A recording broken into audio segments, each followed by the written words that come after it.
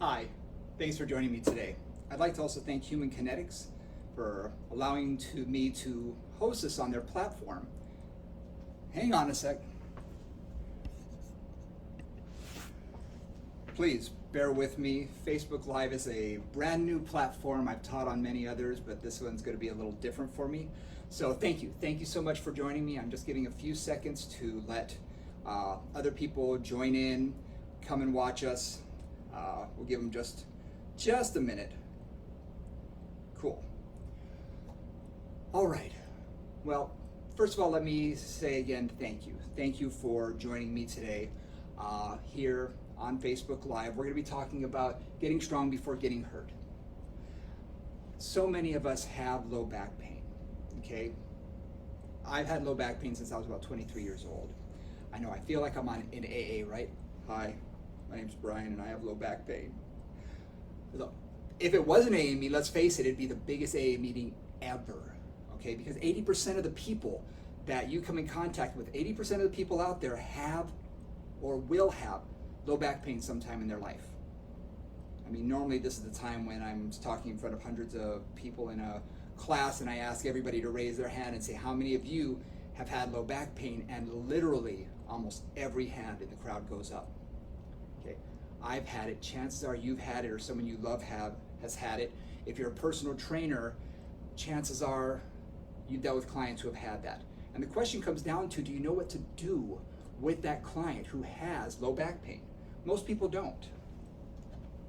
So what I want to do is talk a little bit about the exercises that we use for not only the prevention of, but the working with and helping people manage their low back pain. So if you already have low back pain, these exercises are going to be for you. If you don't have low back pain and you want to prevent that, these exercises are going to be for you. You're going to see the theme in that. Okay, my name is Brian Ritchie. I'm the author of Back Exercise, Stabilize, Mobilize, and Reduce Pain. What this book is basically a how-to book. Okay, starts off with anatomy. Okay, it's going to get deep, deep, deep into anatomy, and for a lot of people it may be a little bit too much, but I tell you, read it. The more you understand about your back, the better it's going to be for you. Okay, then we get into exercises. Then we actually break down conditions. Okay, the conditions are the important part because there are a lot of medical conditions out there that you may have, like a disc herniation or spondylolisthesis, stenosis. And if you do have those chapters are going to be specifically for you. If you don't have those, you just have what we call non-specific generalized low back pain. Trust me, the chapter for that is going to be worth its weight in gold. And the interesting thing is, you can also use that chapter for the prevention of low back pain, believe it or not, the prevention of low back pain. And what we're going to be talking about today for the next, 30, 45 minutes, maybe a little bit longer. I'm not setting a timer on this. I'm just going to let it go and we'll see where it takes us. Okay, we're going to go over a lot of the exercises and the exercise strategies that I'm going to give to you that will help you to manage your condition. Okay, whether it be preventing low back pain or working with some low back pain that you've had in the past. Okay, again, my name is Brian Ritchie. I'm the owner-operator of Fit for Life DC, which is a medical exercise studio here in Washington, DC. You can't quite tell that. I should focus it outdoors so you can see what I see out there, but trust me, we're in Washington, DC. 95% of the people that walk through my door have some sort of medical condition, whether it be neurologic, metabolic, or orthopedic. A lot of orthopedic. We see a ton of low back pain, a ton of low back pain. And like I said, if 80% of the people that you see every day, I mean, if you are in a gym environment, look around. 80% of the people, 8 out of 10 people that you see are going to have low back pain sometime in their life. And if you're dealing with an older population, chances are they've already had it. Now, low back pain, if you've ever had it, it's not something that's like chicken pox, right? It's not something that you get once, it's cured, you're gone, you're done, finished. No, it's something you have to continue to work with because it's going to come back. It's one of these recurring things, kind of like, that uncle you really don't like and he comes and visits, right? You don't want it to come back. And what I tell people when they come to me is my job is not necessarily to help you eliminate it, because we may not eliminate it for good. But if you're having low back pain, let's just say once a month and it lasts a week, my job through these exercises is to shorten the duration. So instead of lasting a week, it might last only 2 days. And to increase the frequency or increase the time between that frequency that happens to increase that time so that instead of once a month, maybe it's once every 3 months, maybe once every 6 months, once a year, once every 2 or 3 years, right? I'm thinking of a client right now. When he came in to see me, he had just had a laminectomy and had been suffering from incredible low back pain for years and years. And what we did through the exercises was, after the surgery, we helped him to rehabilitate. He came to us after physical therapy, and we were able to help him manage that condition. And now he plays golf multiple times a week. He has virtually no pain. But here's the kicker. He continues to do the exercises. I'm asked this constantly. Well, when can I stop doing these exercises? As soon as you want the pain to come back. Simple as that. Now, do you have to do them as frequently? Maybe not necessarily, but they should be part of your exercise regime. They should be part of it, especially when we're working with these strategies. And the strategies are going to show you, talk about a progression.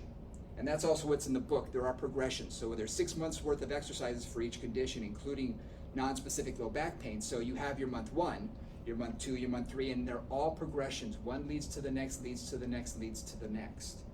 So again, you want to get to that point where you're doing more advanced exercises, and you may not even been thinking about, these are exercises that help me prevent low back pain. These are just exercises that are helping me to function better. These are exercises that are making me look better. Does that make sense? So that's where we're going to go today. Those are the expectations I want you to have. So a few simple facts, okay? Low back pain is the single leading cause of disability worldwide, the single leading cause of disability. The second most common reason, or one of the most common reasons for missed work, and the second most common reason for seeing a doctor, right behind generally getting sick, colds and flus. Okay, that's how common this is. 1/2 of all working Americans admit to having low back pain at least once a year, right? And I said 80% of the population has some kind of low back pain. 80%. Now, most of the cases, though, are what we would consider mechanical, non-organic. So we're not talking about lesions, we're not talking about cancer or inflammatory arthritis, right? Now, Americans spend $50 billion at least. We spend $50 billion trying to treat low back pain annually.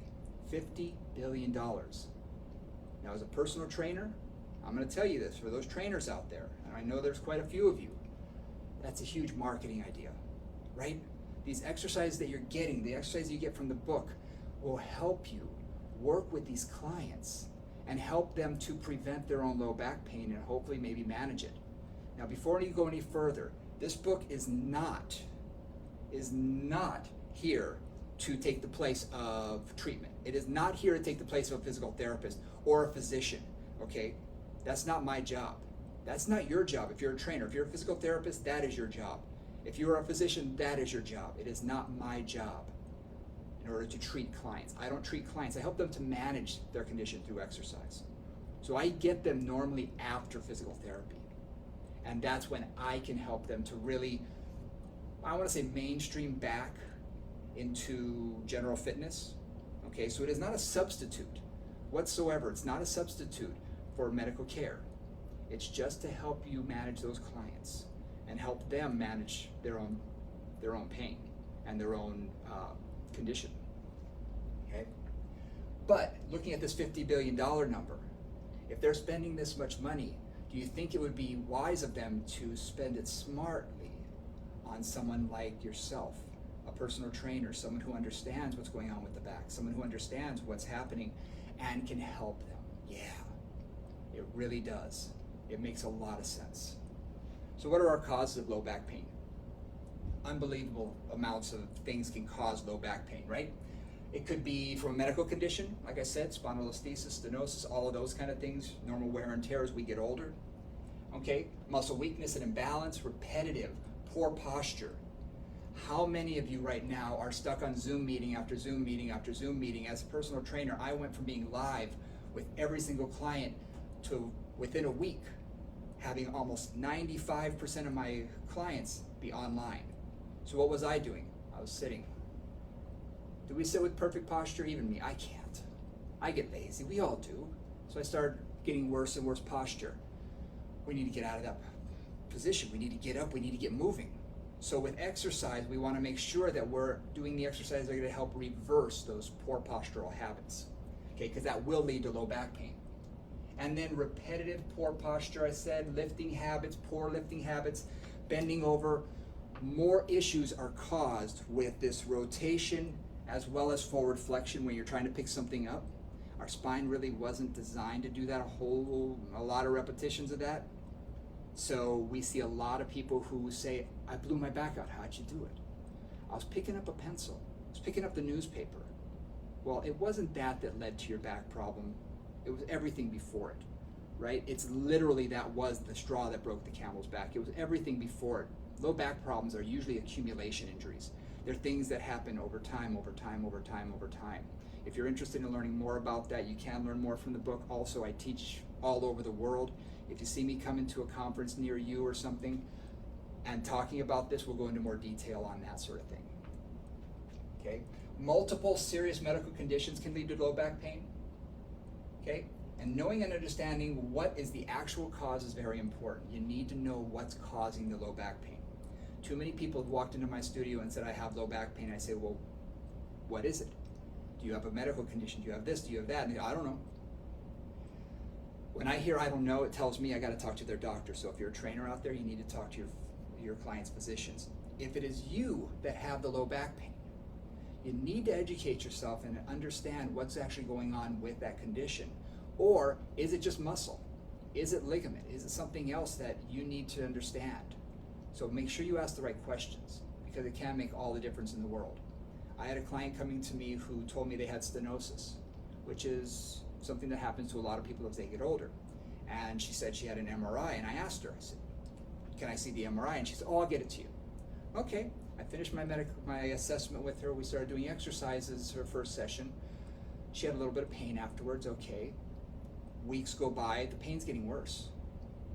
I think after the second week, she said, I don't understand where I'm doing all the exercises and the pain's getting worse, and we're doing the things that would be required for stenosis. Well, she finally gets me the MRI. I've asked every single session. She finally gets it to me. And I see there another condition that she has, which is called spondylolisthesis, which, okay, it's a big deal. It's a big deal. We made the adjustments, gave her different exercises, and voila. She said, oh, the pain's going away. Now, she plays golf, she plays tennis, all this kind of stuff. And she doesn't have very much back pain. She was able to manage it through the exercises, but we had to give her the correct exercises. Again, not every exercise is for every person. Not every exercise is for every person. So find out exactly what you have. Talk to your physician. Okay, if it's generalized low back pain, great. We're going to hook you up today and give you some good strategies for that. If it is a deeper condition, get the book or educate yourself on what the condition is, how to keep them safe. Okay, how to keep them safe. That's the most important thing you can do. Briefly, let's go over the anatomy. Here's the spine. We're going to be talking primarily about the lumbar spine, the low back. Okay, we're going to talk a little bit about the thoracic, but mostly it's going to be about the lumbar spine. L1 through L5, including a little bit of S1. Okay, now, here's your spine. Here's the spine, right? First of all, the disc. Here's the disc. The disc lies between two bodies of vertebrae. That's where the disc is, right? Now, don't be thinking the disc, that's the bad guy. It's not a bad guy. It's there for shock absorption and cushioning. You need to have a healthy disc, okay? So it's not necessarily a bad guy, but when bad things happen to it and it ruptures or there can be an issue, things can go wrong. Okay, we said the bodies of the vertebrae. I want you to notice how square they are. They're fairly square, right? Fairly square. Anterior and posterior are about the same height. Transverse and spinous processes are all of these nubbly portions in the back. These are areas of articulation. They're also areas where muscles attach. And the intervertebral foramen is where your nerve comes out, where the nerves come out.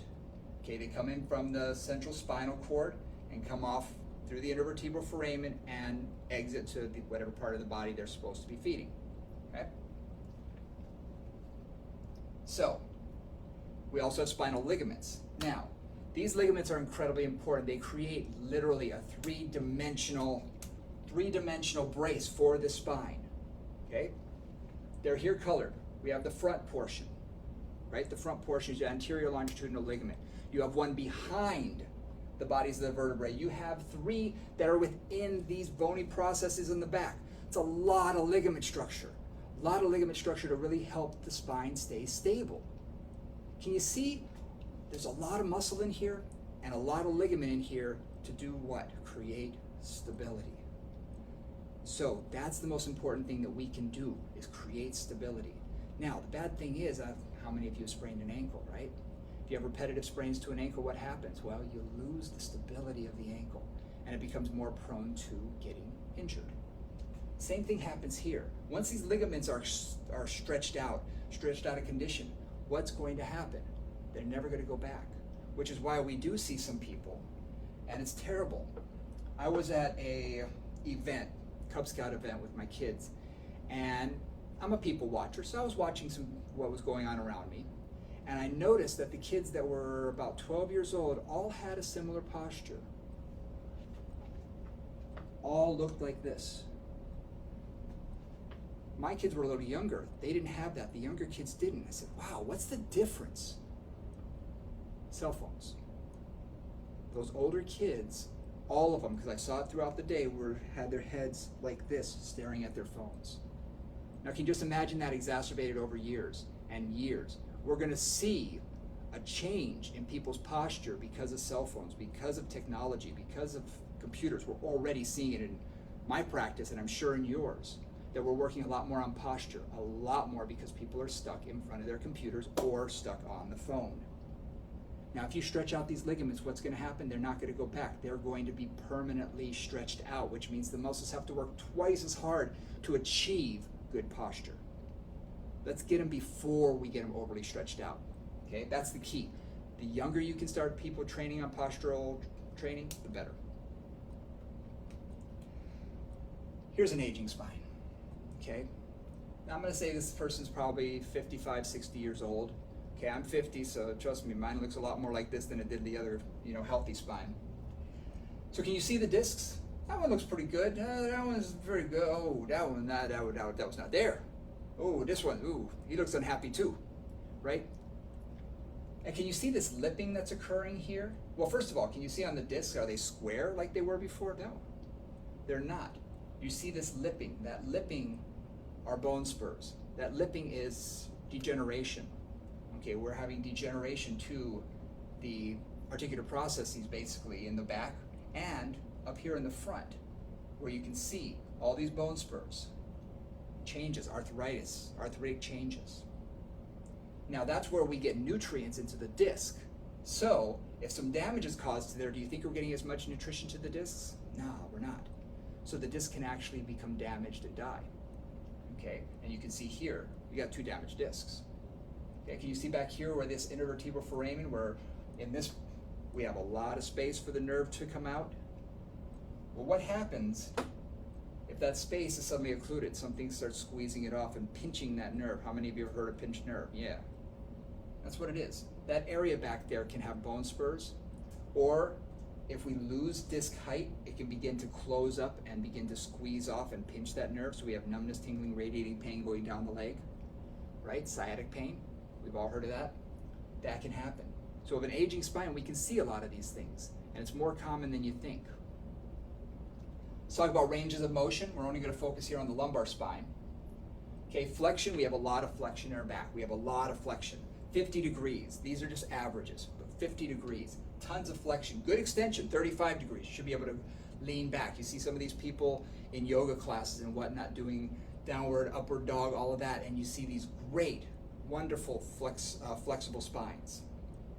Lateral flexion, 20 degrees, side to side. But here's the big one. Rotation, less than 5 degrees. 5 degrees in the lumbar spine, that's top to bottom, 5 degrees. And why? How it's made and how these articulations are created don't lend for much rotation at all. We can flex, we can laterally bend, but it's not going to give us much rotation because you're butting up bony process against bony process. Okay, it's literally hitting a wall. So when people say, I want you to turn from your waist, wrong already, you don't. So that exercise that you see a lot of people do, Russian twist, where they hook their feet underneath something, grab a ball and are twisting a lot, not very good for your spine. not very good for your spine. Okay, you're basically ramming with each repetition. But now you might say, but we need to rotate. Yes, we do. We need to rotate from our hips and from our thoracic and our hips. So if I'm looking at something like a golf swing, I'm going to turn through my hips and I'm going to turn through my shoulders. I'm not going to turn much through my waist. My waist is there to be stable, not to be twisting. Okay? It has a lot of range of motion in other ways, but it doesn't like to rotate. And that's when we can cause problems. And here are the motions again: flexion, extension, lateral flexion, rotation. Now if you, again, rotation, but she's rotating. I want you to look where her belly button is. It's still facing forward. It's still facing forward. Where is she rotating from? She's rotating from her thoracic, from her mid-back. That's where she's rotating from. The shoulders are turning and it's turning through that thoracic spine. If you look here, thoracic spine, we have 35 degrees range of motion in rotation. That's a lot more. So let's talk now about the exercises. We got through the boring stuff, okay? I often joke, okay, kids want the ice cream, you still gotta give them their vegetables, right? So you add your vegetables. Now, let's dive into some of the strategies. Dive into some of the exercises, and I'm gonna be showing you specific exercises, ones that are in the book, a few that aren't, that are maybe a little bit more advanced, and for some of the trainers out there, they're just gonna give you some ideas of where to go and what you can do, right? So, here are strategies for preventing low back pain. First, finding and maintaining neutral spine. We have all heard what neutral spine is. Now, every type of back condition has their own version of neutral spine, and it's usually where they're pain-free.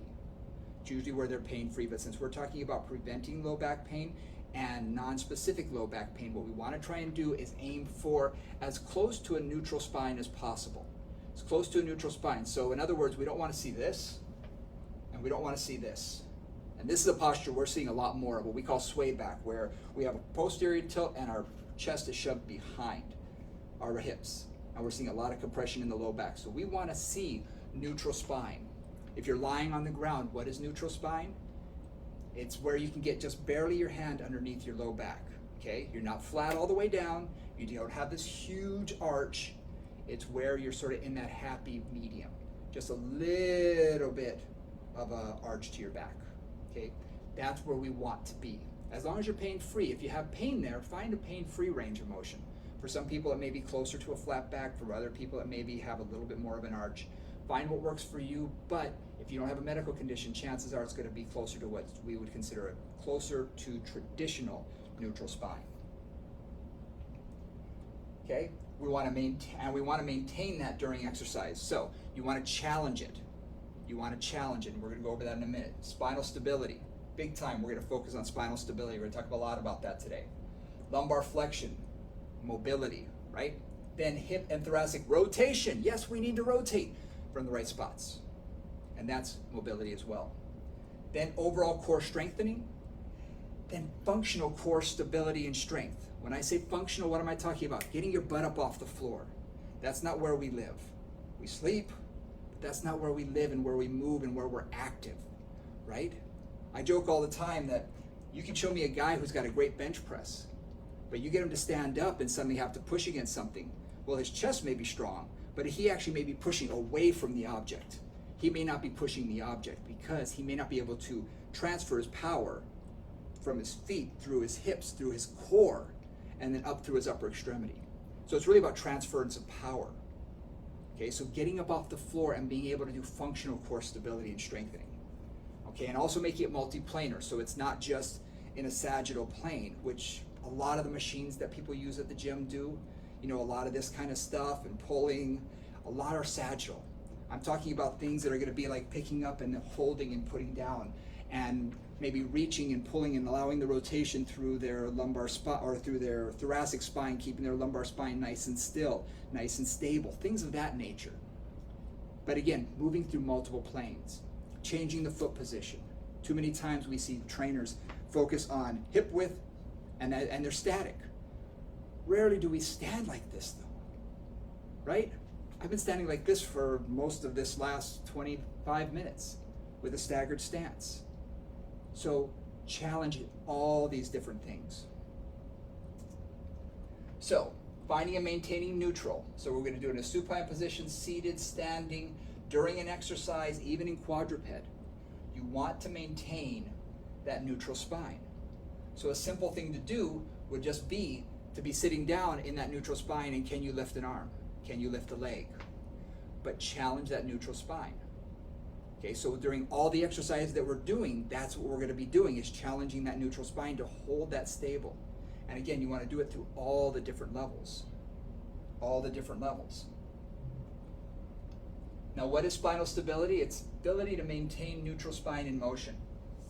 Start supine, move to quadruped, go to standing, and then go to motion. You want to start easy. You want to be fully supported, lying down. Okay?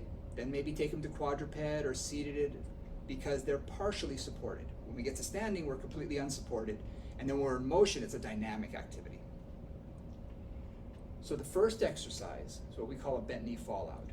Okay, we're going to be working on two things here. Now, with these exercises, I tell every single client I have, every single one, it's not about what's moving. It's about what's staying stable. It's about what's not moving, not what is moving. And the reason I say that is because we're used to thinking about exercise as movement. Gotta move around. So if I ask this person to drop their knee to the side while keeping their hips still, if their focus is just about how far I can go or how fast I can go and move that knee, wrong already. Because it's all about keeping the pelvis still, keeping the other leg still. It's about keeping everything still and stable while still working on some hip mobility and hip dissociation. So that hip is going to be able to move while allowing everything else to remain stable. So here it is.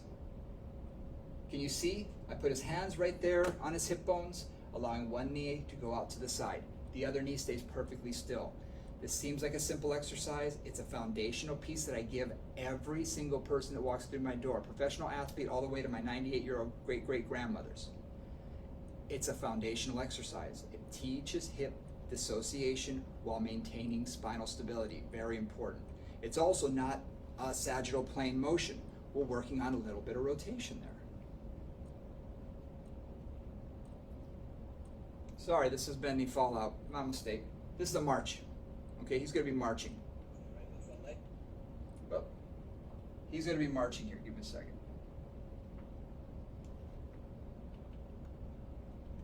So, he's going to bring one knee in, and then up and down. This is a leg lowering exercise.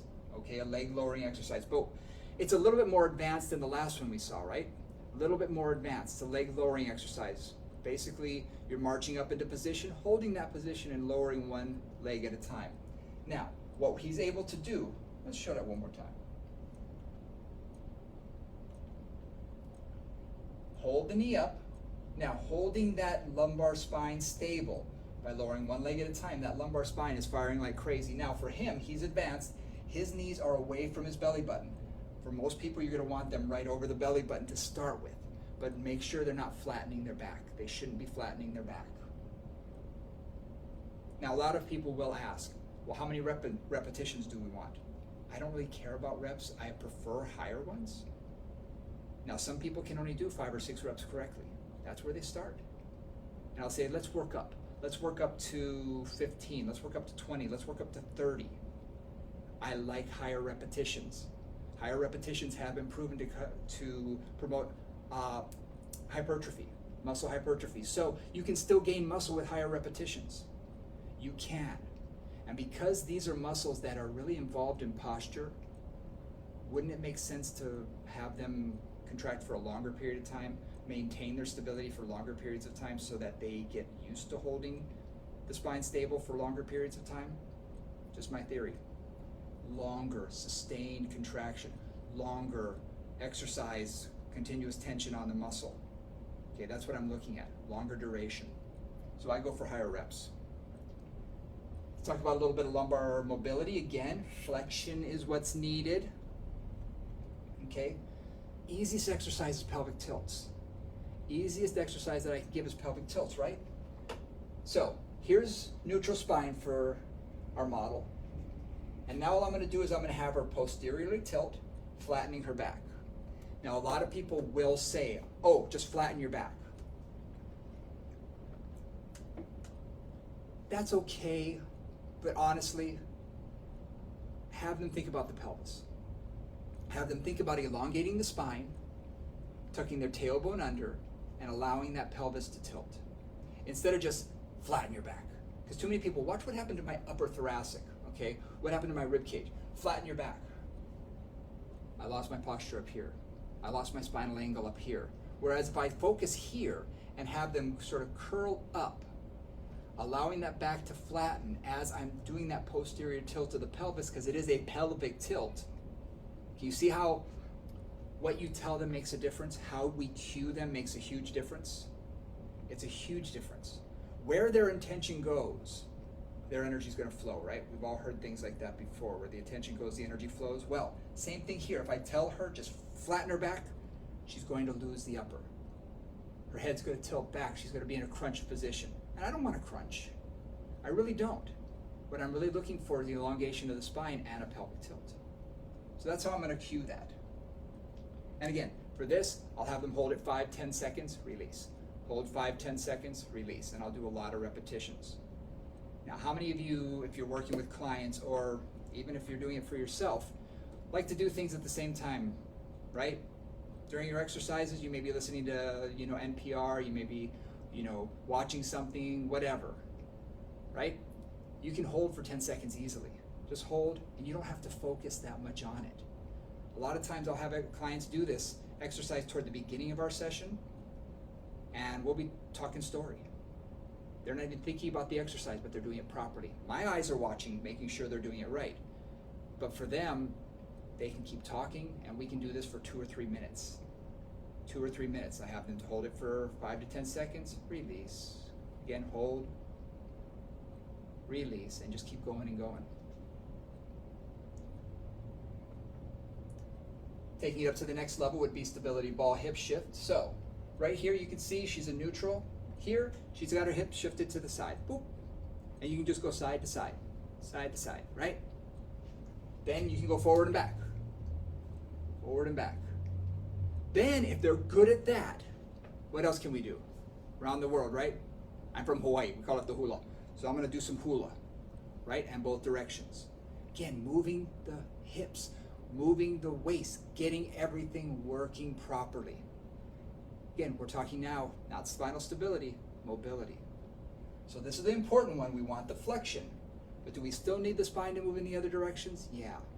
Having them do this exercise is incredibly important. For you at home, sit on the ball while watching TV. Do 20, 25, 30 repetitions in each direction, right? Controlled. You don't want to jam through it. Nice and easy, smooth, controlled motions. Now, hip thoracic mobility, right? Poor hip and mid-back. Thoracic mobility can be a contributing factor to low back pain, right?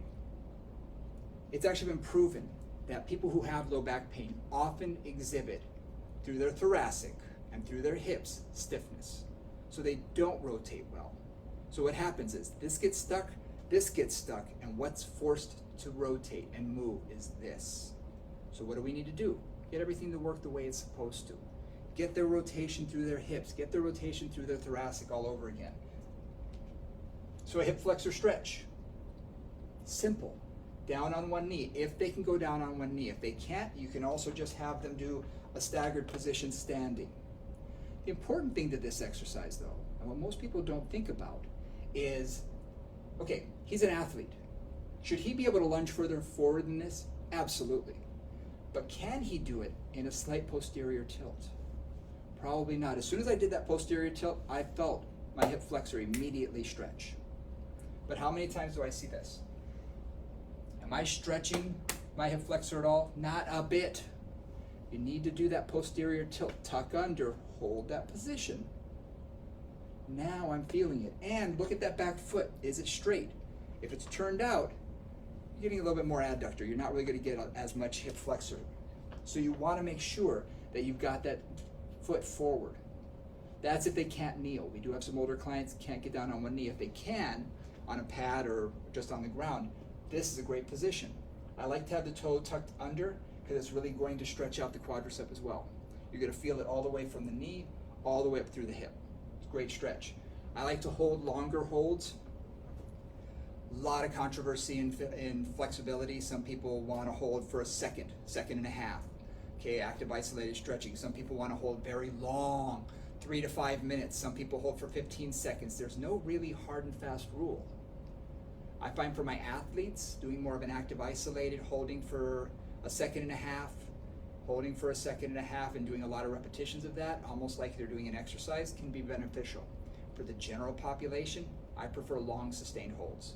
So I'm going to have this person hold it for 30 seconds at least, work up to a minute, a couple sets. Telescope arms, one of my favorite exercises. One of my favorite exercises for clients to get them to do some thoracic rotation. Okay, they're going to be lying, knees are going to be tucked in. Okay, so they'll be at 90 degrees at their knees and their hips, 90 degrees. Now, this only shows the before and after. The important part is going to be how you get there. Too many people want to do this.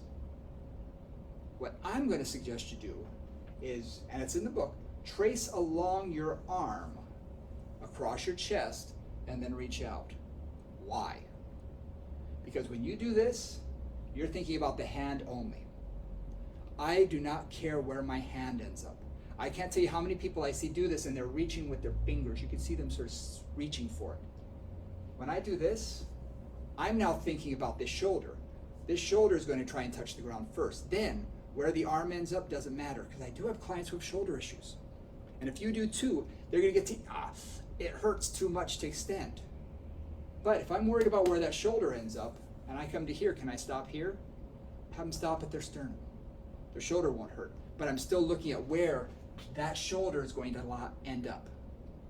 Okay, if they can extend all the way out, great. Notice I've got something underneath my head here. Very important that you support the head and neck. Some people, like myself, I've got a very large thoracic cavity. My rib cage is big. Okay, so if I try and lie down, my head doesn't touch the ground. Do you think that's going to affect my cervical spine? Yeah. If I affect that, will it affect the rest of my spine? Yes, it will. So what do? I want to be a neutral spine as much as possible. So I put a little pillow underneath my head and it works wonders. So watch for your clients. Get them in neutral spine. Then, or a neutral spine all the way up through the cervical so that they're comfortable. Put them on their side and then have them rotate.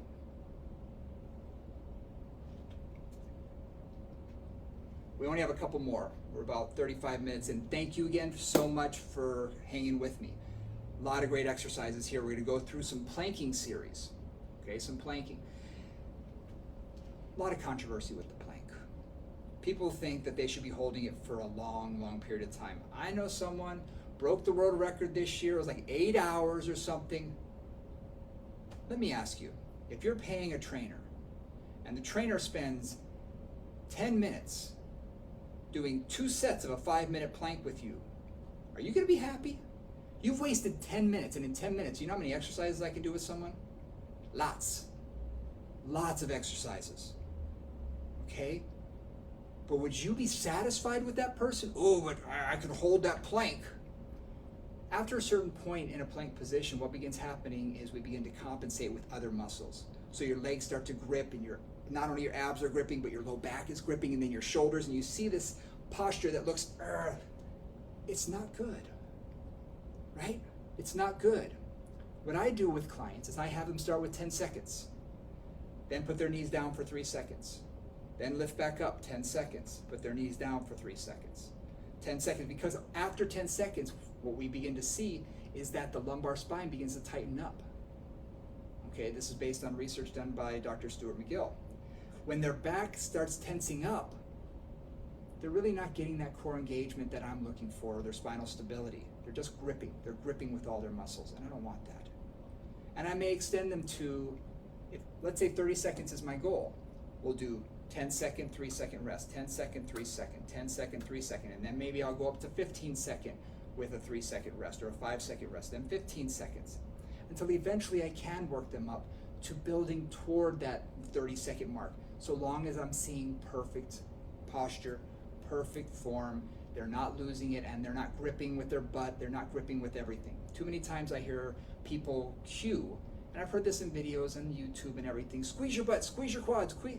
I don't want them to squeeze everything, because we don't walk around like this. Do we? No, we move. Okay, so I want the muscles that I want working to be working, and everything else, we're on standby. We're ready when you tell us to fire. We're gonna fire. But you don't want them doing everything. Okay, we only want the muscles that we're trying to train to work. So here are a bunch of different types of core strengthening, okay, and planking. First is going to be on a ball, and I have people do the alphabet. Draw the alphabet with their arms. It is very challenging. It is very challenging. Wide stance, the narrower the stance, the harder the exercise. So I start them with a wide stance. You can see Mike here, he's got good form, pretty much he's holding it nice and stable, and he's just going to do his alphabets. Next I asked him to do circles. Stirring the pot, we call it. So he's just going to do his circles, right? Just doing his circles. We go in both directions. Again, start with a wide stance. You can move more narrow as he becomes more efficient at it. These two are going to be very similar. I have him on his hands and knees here because what I'm going to show you is as he lifts one arm up in the air, he's having to hold his body still. This is a great core strengthening exercise, and you'll be surprised at how many people have a hard time with this. Now, I actually asked him to collapse so I can get it for the picture. You can see in some of these, he's collapsing. We want to avoid the collapse. We want him nice and strong through the scapula, through the shoulder blades, and through the core. So he's not going to be lifting an arm up and lifting up here, or lifting an arm up and falling down. We want that to remain stable. Now, for a beginner, this is a perfect exercise. In fact, what I often have him do is tap the opposite elbow. Okay? It's simple center of gravity. When I'm here, my center of gravity doesn't change nearly as much as it does here. That distal amount of weight will really make me want to twist. So it's easiest to come across the body, and then maybe I'll have them go forward, moving out slowly until they are reaching out to their side. Now, where do you progress from here? When they are fairly advanced, we can do this final exercise here, where he's in a plank position and reaching one arm forward. Now he's rocking this. He's rocking this because what do we normally see? A lot of rotation with the pelvis. They lift an arm up and they're twisting their pelvis. What that tells me is they need to go wider stance. Wider stance. So he has a nice wide stance and he's able to lift one arm at a time. And I guarantee that there's at least one exercise in here that you probably haven't been doing yourself or doing with some clients. Now remember, there's always progressions to get to this point. I'm not going to tell you to take a 68-year-old, man who's suffered from a lot of back problems and say, okay, you're going to do this today. You build up to that. Even you build up to these. These are a little bit more advanced, but can they just hold a plank on the ground? Yes, good. Now, can they hold a plank on the ground while doing a toe tap to the side? Okay, can they do it while maybe on the ball? Oh, just holding that position is really challenging. When they can do all of those, you can progress them into these. Okay? Now, do I expect the entire alphabet out of this person the first time? No. Not even close. But maybe I'll stop them at G. And then I'll stop them at P. And then we'll go to Z. Right? You can do that. And then the next time I'll stop them at M. And then eventually they're going to R. And then they'll finish up. So they're going to get more endurance. And what's neat is that the endurance isn't just numbers, but they know last time I made it to P, I'm making it to S today. I'm going to go further. Problem is, if they're going so fast, you're just going to see squiggles. Have them slow down a little bit so that you can see what letter they're on. That's an important thing. And it's not a gigantic. You want it to be fairly small. Okay, you want it to be fairly small. All right, so that's core strengthening. Now you know a ton of core strengthening exercises. Utilize them. But make sure they're appropriate for the client and the level that they're at. Next, let's get them off the floor. Get them up. All the exercises we've done so far pretty much have been on the ball or on the floor. Now standing. Let's get them off the ground. Now these are just some simple exercises that I just threw in here. You can do anything you want. Okay, you can do anything you want, but the key to this is going to be pubic bone to xiphoid process right under my rib cage. really doesn't want to move much. You're not going to see, a big amount of rotation through my lumbar spine.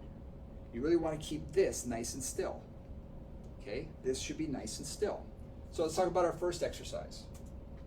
I'm just going to have them do what we call a clock lunge or a clock step. Just stepping forward, stepping back, 12 o'clock, then 1 o'clock, then 2 o'clock, 3 o'clock, etc. Now what I'm having them do is pivot the back foot. You don't have to. If you want to, you can have them maintain that nice and still. As they're doing it, they're going to get a bigger stretch through the pelvis or through the inner thigh, through the entire anterior core region. You're going to feel more of a stretch. Okay, and I also told him to go into a lunge. So as they get better, you can take them deeper and deeper into a lunge. Okay, now, the clock. How far around do you go? Well, if you're pivoting the back foot, you can go all the way around to 6 o'clock with no problem. Okay, because it just requires you from this position to turn and to actually pivot all the way back around. You can do that. If your foot is staying stationary, nobody's that flexible. So you stop it around 3 o'clock, maybe 4 o'clock if you've got decent flexibility in your inner thigh. But if you notice, he's maintaining nice and stable spine throughout. He's turning from the hips. He's turning from the hips. Next. Kind of the same thing, but a little different. Now instead of moving forward, he's going to stay planted over that leg and reach out with one leg to touch 12 o'clock. And sometimes I'll throw things on the ground, like paper plates or some little discs, and have them touch 1, touch 1 o'clock, touch 2 o'clock, touch 3 o'clock, touch 4, 5, 6, 7. Sometimes they can get all the way around to 8 o'clock. This is a very good exercise for that lateral hip as well. Great exercise for that. It's challenging. It's challenging for balance. But as they're doing it, can they maintain that stable spine? That's what we're looking for. Maintaining that spinal stability while moving. Now gluteal pivot. So standing up on one foot, try this. This is a harder exercise than people think. Standing up on one foot, and I'm going to turn through my hip joint. What most people want to do is this. They want to sort of flap around with just that leg. I want to turn from my standing leg and come back. And when I come back, sometimes I'll go into a little internal rotation, which most of us stink at. Go back to a little internal rotation, and then go back into an external rotation. I will let them use balance pulls on this one, okay? So long as it's not a balance exercise I'm trying to achieve. If it's really about trying to get the glute to fire and trying to get their body to rotate, perfect. Let them use the balance pulls, okay? Let them use the balance pulls. Then, this is one of my faves. It's so much fun, and the clients dig it. I have them kneel or stand, oftentimes kneel. I've got a few pads that I put together, and I toss them a beach ball. Beach balls, you can get them on the internet or through your local store around this time of year is great because they're getting rid of everything. I buy them out, and I want a large one, 22, 24-inch ball, okay?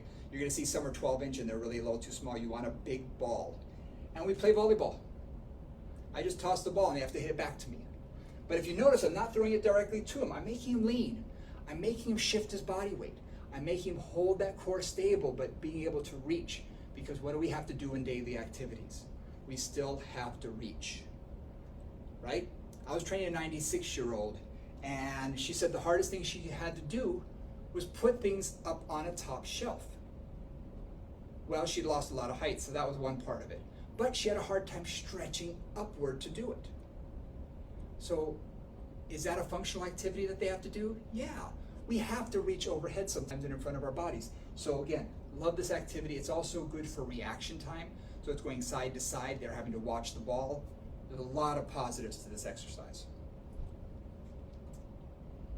And finally, you can do this with a row. You can do this with a press. I'm doing a manual version of this, okay, where I'm actually having Mike here push against me like a chest press, but I'm providing the resistance. Now, could I have a tube there? Yeah. Could I have a cable there? Yeah. I could have anything there as my resistance. But what he's got to do now is plant his feet through the ground have his entire core, his hips, his legs working together before he can push, right? So it doesn't pull him backwards. Now, what I like about manual is that I can adjust how much I'm pushing against him. So during the repetition, I can make it a little easier, a little harder, a little easier, a little harder. I can adjust that as I'm going.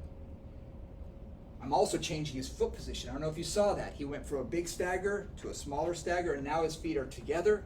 That is so hard on your core. So hard, because as soon as I go to push, this has to fire like crazy, right? So I'm looking for spinal stability. He's going to have a little bit of rotation through the shoulders. I want that. I want the thoracic spine to have a little bit of rotation, right? But I want this to be stable. Can you see how we took that spinal stability, got him off the ground, got him into getting his core stronger, and now I'm doing more general activities? Can you do a row the same way? Put a cable on something or a band and pull? Absolutely. Same thing. Keeping this stable and allowing him to transfer the power from his upper body, where we're trying to work, through his core, through his hips, his legs, all the way to the ground. That's the goal. Okay? Can you see how that's our ultimate progression? So again, in the book, we start with month 1, which is a lot of exercises done on the table, on the floor, something like that. Eventually, we're trying to get them off the ground. We're trying to make it a little bit harder, a little bit harder, a little bit harder. Progressions are important. So when they can progress to the point where they're doing these activities, they don't even know that they're doing activities for, their spine and for preventing low back pain. They have no idea. But that's because my mind is looking here to here, making sure they're moving through their hips properly, their thoracic properly, and keeping stable in their spine. That's the goal. Okay. All this stuff is in the book. Okay, I know I mentioned that a couple times before. Human Kinetics is a fantastic, fantastic publishing house. They approached me after seeing me teach a class on the spine and asked me to talk about it for them here today and to write the book and everything. They've given me nothing but great support. So I wanted to be able to tell you, please go to humankinetics.com or any of your local booksellers or internet booksellers. They should have the book. You can order it through them. Okay? It's going to answer a lot of questions. It's going to teach you more about your body than you thought you knew. Thank you so much for Human Kinetics for inviting me to do this. I hope they invite me back so I can talk about other things. Maybe we can get into a little bit more about specific low back pain. And hey, I do medical exercise, so I do the whole body. So I can talk about the shoulder, the hip, the knee, whatever. So hopefully in the future we'll have opportunity to do that. Here's my contact stuff. If you have any questions from today, okay, unfortunately, I went from teaching in front of hundreds and hundreds of people all over the world, every class I took or taught, to teaching in front of a tripod and a camera. So I don't have the ability necessarily to answer your questions live on the air. But if you write to me, Brian at fit, F-I-T, the number 4, life, L-I-F-E, D-C as in District of Columbia.com. If you write to me, I will write you back. I will answer any questions you have. Okay, you can also reach me at backexercisebook.com. There's lots of videos, there's some cool stuff in there, some really cool stuff in there that will explain a lot of the exercises in much greater detail where I explain the exercises. Okay, on Facebook, I'm at Fit for Life DC, or under my name, Brian Ritchie. I'll, be friends with you. Instagram at Fit for Life DC. That's where you can get a hold of me. I'll answer any questions you have. I'm very good about doing it within hopefully a day or so. I'll get back with you unless I'm traveling. Okay, but right now, farthest I go is to my car, it looks like, anymore. So thank you. Thank you so much for being here. Hopefully one day we'll be able to do this in person. I hope you learned something. For the trainers out there, I hope you learned something that your next client that walks in the door, whether it be this afternoon, tomorrow, whenever, who has low back pain or is in that age group where they may be having these little bitty, I got this little something going on, that you now know what to do, that you now know how to help them. You got the strategies. And for the people who are joining us who aren't in the fitness field, but who want to prevent their own low back pain or who have had low back pain in the past and I don't want that back. I hope I gave you the strategies as well, that you're going to be able to take these and utilize them yourself That's my goal. Utilize them yourself so that you can create some exercises or use the ones in the book and be able to prevent that low back pain from ever coming back again. Again, my name is Brian Ritchie. Thank you so much for watching, and thank you for having patience. My first time on Instagram Live. Thanks a lot. Hope to see you around. Bye.